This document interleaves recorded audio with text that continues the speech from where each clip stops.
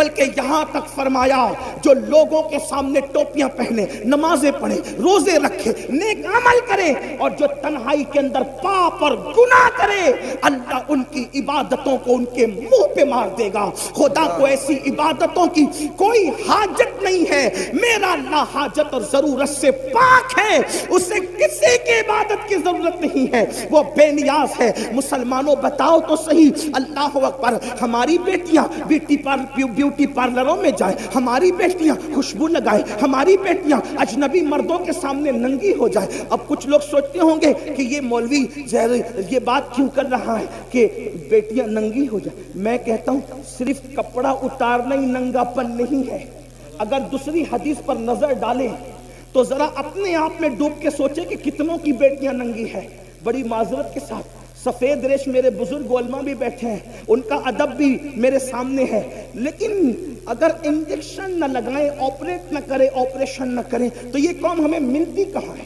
جب ہم ممبر پہ نہ بولیں تو کہاں بولیں؟ لوگ کہتے ہیں اتنی اوپن تقریر نہیں ہونا چاہیے۔ میں نے کہا جب لوگ اوپن گناہ کر رہے ہیں تو اوپن اصلاح کرنے کا ہمیں حق نہیں؟ جو قوم گناہ کرنے میں اوپن ہو گئی تو کیا ہم اس قوم کو آئینہ نہیں بتا سکتے؟ اور اللہ نیتوں کو جانتا ہے، فحش بات کرنے کی ہماری عادت نہیں، اللہ نیتوں کو جانتا ہے۔ لعنت اللہ علی الکاذبین، جو جھوٹ بولے اس پہ لعنت ہے۔ ہمیں شوق نہیں یہ بات کرنے کی، لیکن آپ سے پوچھتا ہوں، آپ اگر یہ سوچتے ہیں ام المومنین نے کہا مردوں کے سامنے عورتیں ننگی ہوگی، زلزلے آئے، عورتیں ننگی نہ ہو رہی۔ ایک حدیث میں اللہ کے رسول علیہ السلام نے فرمایا قیامت کے قریب عورتیں کپڑے پہن کے بھی ننگی ہوگی۔ تو صحابہ نے پوچھا آقا کپڑے پہن کے ننگی ہونے کا کیا مطلب ہے؟ وہ فرمایا اتنے باریک اور پتلے پتلے کپڑے پہنے گی کہ کپڑے پہن کر بھی ان کا جسم نظر آئے گا، اتنے تنگ اور چست پہنے گی کہ مفہوم ہے کہ جسم کا نشیب و فراز دکھے گا۔ تو یہ بھی تو ننگے پن کی، کپڑا پہن کر بھی ننگی ہے۔ مردوں کو اس کا کوئی خیال نہیں۔ ایک باپ جب جمعہ کی محفل میں مسجد کے اندر یہ خطاب سنتا ہے تو کہتا ہے مولوی لوگ پرانے خیال کے لوگ ہیں۔ مولوی پرانے خیال کا نہیں ہے، ہم دین کے پابند ہیں۔ لوگوں کو اگر ترقی کرنا ہے تو لوگ آگے جائیں، اور مسلمان کو اگر ترقی کرنا ہے تو وہ پیچھے نبی کے قدموں میں آئے۔ سبحان اللہ۔ ہمیں کل بھی ترقی ملی تھی تو قدم ناز مصطفیٰ کے صدقے میں ملی تھی، اور اگر آج بھی ترقی ملے گی تو نبی کے قدموں میں ملے گی۔ لوگ کہتے ہیں نبی کے قدموں میں کیا رکھا ہے؟ میں کہتا ہوں جب ماں کے قدموں میں جنت ہے تو نبی کے قدموں میں کیا رکھا ہے اس کا اندازہ آپ خود ہی لگا سکتے ہیں۔ نعرہ تکبیر، نعرہ قدموں میں جو ہے غیر کا منہ کیا دیکھے، کون نظروں پہ چڑھے دیکھ کے تلوار کے۔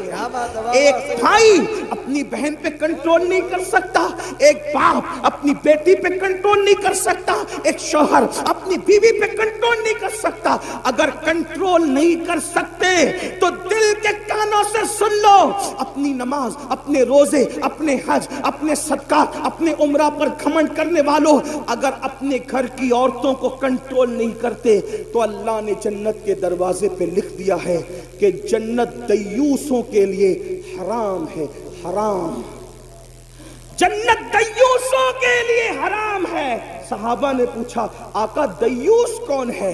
تو اللہ کے رسول علیہ السلام نے فرمایا جس کے گھر کی عورتیں بدی میں مبتلا ہوں اور وہ مرد معلوم ہونے کے بعد ان کو نہ روکے، جو عورتیں بازاروں میں بے پردہ جائیں اور وہ مرد معلوم ہونے کے باوجود ان کو نہ روکے، ایسے مرد دیوس ہے، دیوس۔ اللہ نہ ان کا فرض قبول کرتا ہے، نہ ان کا نفل قبول کرتا ہے، نہ ان کی دعائیں قبول کرتا ہے، نہ ان کی نمازیں قبول کرتا ہے۔ میرے پیارے آقا علیہ السلام کے پیارے دیوانوں، ام المومنین فرماتی ہے پہلی وجہ تو یہ ہے۔ دوسری وجہ جب ناپ تول میں کمی کی جائے گی تو زلزلے آئیں گے۔ ام المومنین ناپ تول میں کمی، اب ناپ تول میں کمی پر بہت اچھی تشریح کی ہے حکیم الامت حضرت علامہ مفتی احمد یار خان نعیمی رحمت اللہ علیہ۔ ناپ تول میں کمی پر ہمارا دماغ یہی آ کے اٹک جاتا ہے کہ سبزی ناپ تول ہوا، سبزی میں ناپ تول ہوئی، تو کسی نے کمی کر دی تو زلزلہ آئے گا. یہ بھی ہے, اس کا تو انکار ہی نہیں, تو سب سمجھ گئے. ناپ تول میں کمی کا کیا مطلب؟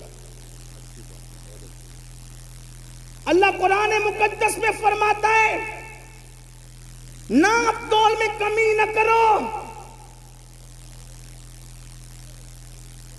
وَلَا تُخْسِرُوا الْمِيزَانَ, سبحان اللہ. ناپ تول میں کمی نہ کرو, اس میں خسارہ نہ کرو, اس میں کمی نہ کرو. کیا مطلب؟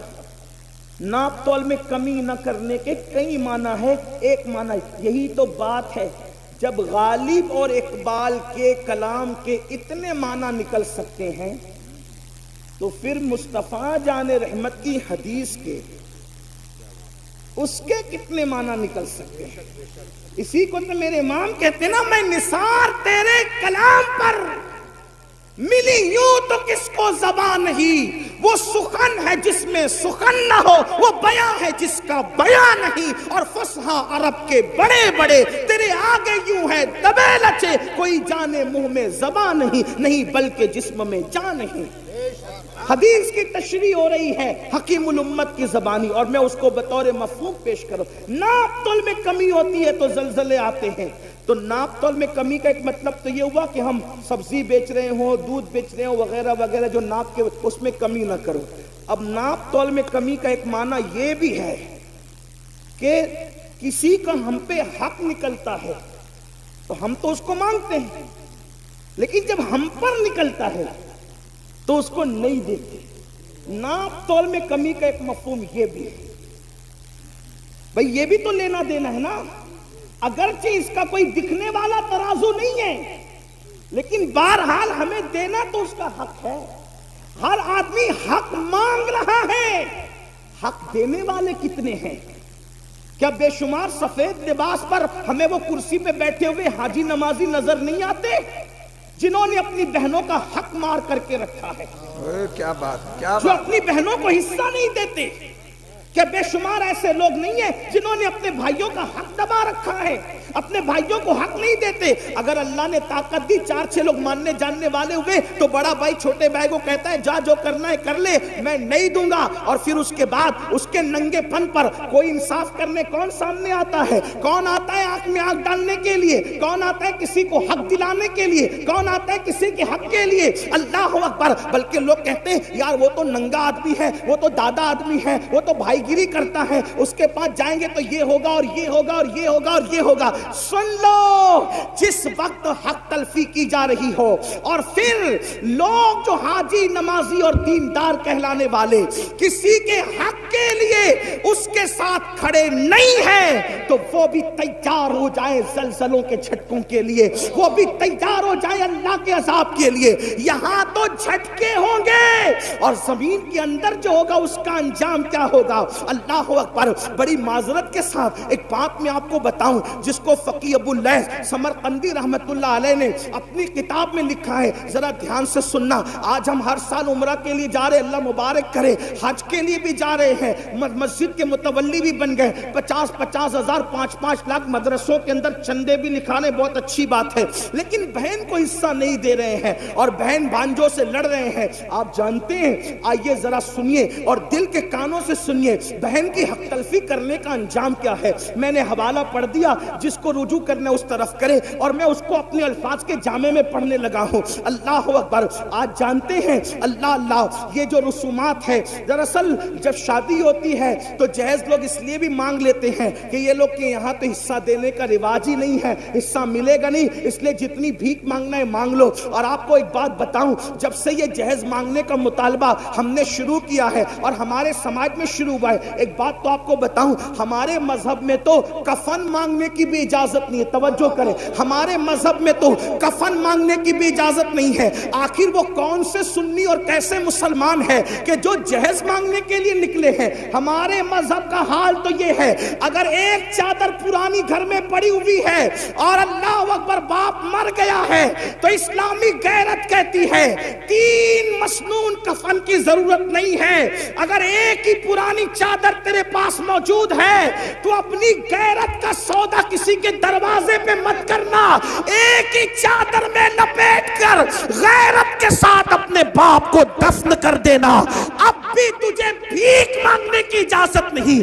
جس مذہب میں باپ کے کفن کے لیے بھیک مانگنے کی اجازت نہ ہو, ایک کپڑا موجود ہوتے ہوئے, کفایت کا کپڑا موجود ہوتے ہوئے, اس مذہب کے اندر آخر جہیز مانگنے کی اجازت کیسے ہو سکتی ہے؟ اس مذہب کے اندر کار مانگنے کی اجازت کیسے ہو سکتی ہے؟ اس مذہب کے اندر اللہ اکبر بائک مانگنے کی اجازت کیسے ہو سکتی ہے؟ اور یاد رکھنا, آج لوگ کہتے ہیں مولانا مسلمانوں کی بیٹیاں غیروں کے ساتھ بھاگ رہی ہے. آج لوگ کہتے ہیں مولانا مسلمانوں کی بیٹیاں غیروں کے ساتھ بھاگ رہی ہے, مسلمانوں کی بیٹیاں لوجوں میں بک رہی ہے, مسلمانوں کی بیٹیاں سگنلوں پہ برقع پہن کے بھیک مانگ رہی ہے. میں پوچھتا ہوں ذمہ دار کون ہے؟ بڑی معذرت کے ساتھ جو یا کہ غیرت مند مسلمانوں, اگر تمہارے دلوں میں عشق مصطفیٰ ہے, اگر تمہارے دلوں میں محبت رسول ہے, اگر تمہارے دلوں میں الفت رسول ہے, اس عشق مصطفیٰ کا واسطہ دے کر پوچھنا چاہتا ہوں, بیٹیاں لوجوں میں کیوں بک رہی ہے؟ بیٹیاں سگنلوں پہ بھیک کیوں مانگ رہی ہے؟ بیٹیاں مرتد کیوں ہو رہی ہے؟ اوروں کا ہاتھ پکڑ کر کیوں جا رہی ہے؟ ذمہ دار کون ہے؟ کیا وہ بیٹی جس نے کسی کا ہاتھ تھام لیا صرف وہ ذمہ دار ہے؟ نہیں نہیں, بلکہ ذمہ دار ہم سب ہیں, ذمہ دار پورا معاشرہ ہے. اس کی وجہ